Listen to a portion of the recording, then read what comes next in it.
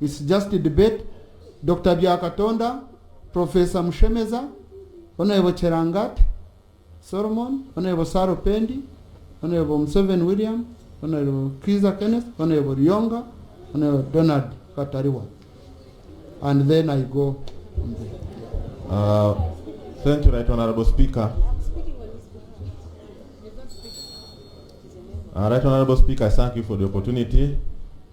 Right Honorable Speaker, I want to thank the Chair for the report presented that will culminate into a debate and harmonize a number of things.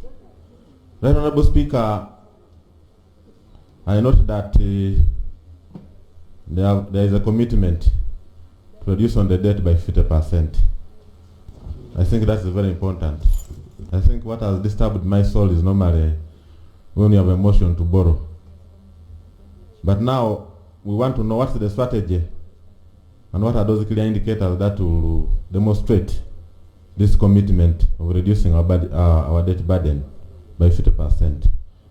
Secondly, Right Honorable Speaker, what we must take serious is where we are failing to have harmonization between the NDP4 and the budget framework paper, where the other one is talking of 92 trillion and the other one talks of 57 trillion. That's important because ideally in this process we need to harmonize the two documents in order to move. I want to know what's the commitment, how do we really go about it? Because when we remain at the current budget figure in the budget framework paper, the others are talking of 92 trillion. How do we harmonize and get to one common figure and ensure that we move in tandem? Two, on climate finance, Right Honorable Speaker, when you're presiding over one session last year, 3 national operators came here. These are people who come and borrow loans and actually put up nurseries. But there is a public outcry, they have never been paid. So under climate finance, can we focus on this and see how we can help handle this matter? Then on human resource development, Right Honorable Speaker, I am happy that last sitting you mentioned that you went to Mbale Industrial Park and you're going there has caused some results. However, as workers representatives, we normally have challenges where every day, quite often, machines are cutting people, workers in those areas. There are no remittances, there are no collective bargaining agreements, and yet Uganda is one of the constituencies of ILO. How I wish we could actually see how we would move and ensure that we have this. Then on that aspect still, Right Honorable Speaker, how would we consider the primary teacher and other lower cadres? Are they catered for under this Human Resource Development Fund appropriation? This is very important so that we can actually move.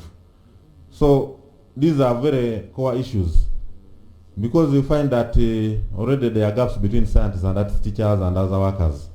So under the Human Resource Development Fund, is there an indication that even the primary teachers will be catered for? Otherwise, going forward, I think we can move and ensure that we get better. But of course, the other disturbing aspect is when we talk of NDP is talking of 2.4 trillion for agro-industrialization.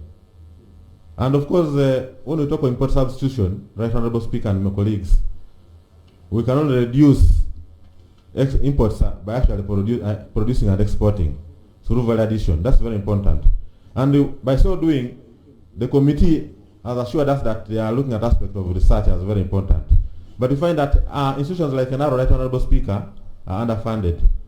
And right now, even in terms of staffing, they are below 40.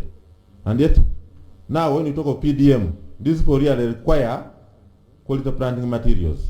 But they just speak anything and plant under PDM and then the returns on their investment is very jeopardized. That's very important. And it's good you mentioned on ENBS lastly. Right Honorable Speaker, the solution was given. Institutions like NDA are using NTR. Institutions like UWA are using NTR to supplement their budgets, and likewise MTAC. Why don't we really ensure that we cross this gap and ensure that ENBS is facilitated through such an arrangement? I beg to submit.